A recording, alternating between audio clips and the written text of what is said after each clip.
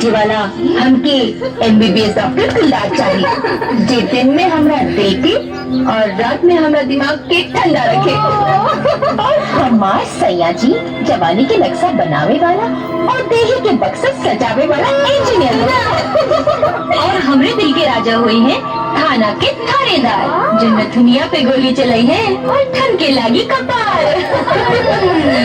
ना चाहे सिपाही ना चाहे थानेदार, फौजी बलमुआ बनी है हमार माता। चाहे दिलदार पावर रखी जिला धीस के, उतार दे गर्मी जवानी के पीस के। अच्छा ताजी, हमनी के बारे में तो सब कुछ जान ले लो। कुछ अपने पसंद भी बतावा, कुछ अपने बारे में बतावा। बताई बताई।